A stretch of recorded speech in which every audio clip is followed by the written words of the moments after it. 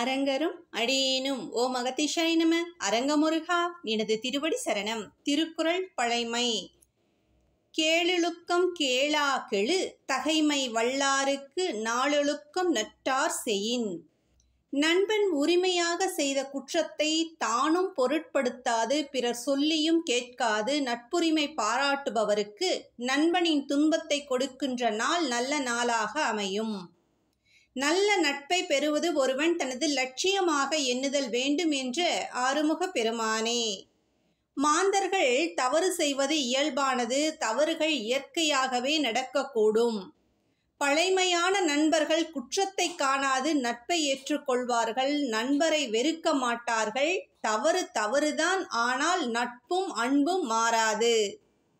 தவறுக்கும் நம்பிக்கை துரோகத்திற்கும் வித்தியாசம் உண்டு. தவறு தண்டனைக்குரிய குற்றமாகும். தெரிந்து செய்யும் போது நம்பிக்கை துரோகமாகவும் தெரியாமல் செய்யும் போது தவறாக அமைந்து விடுகிறது. நாம் பொதுவாக துன்பமோ மன சங்கடங்களோ இல்லாத நாட்களை நல்ல நாட்களாக கருதுவோம். ஆனால் திருவள்ளுவ பெருமான் துன்பம் உண்டான நாளை நல்ல நாள் என்கின்றார். ஏன் என்று சிந்திக்க வேண்டும். ஏனெனில் மாபெரும் ஞானி திருவள்ளுவர். ஞானிகள் வாக்கு பொய்க்காதே. மெய்யென கூறுவதில் வல்லவர்கள். அதிலும் வள்ளுவனின் சொல் எக்காலத்திற்கும் குற்றமுண்டாகாது. அறிவை விட கூர்மையான ஆயுதம் இவ்வுலகில் வேறு ஏதும் இல்லை என்ற குருவின் வாக்கு நமது சிந்தனையில் உதித்து கொண்டே இருக்க வேண்டும்.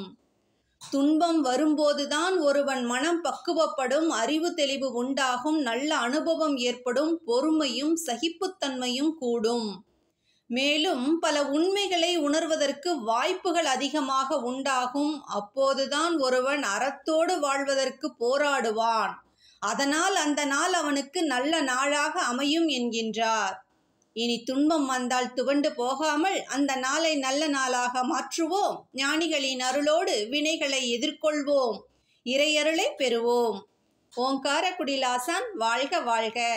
குருவின் அருளோடு பணிவான காலை வணக்கம்.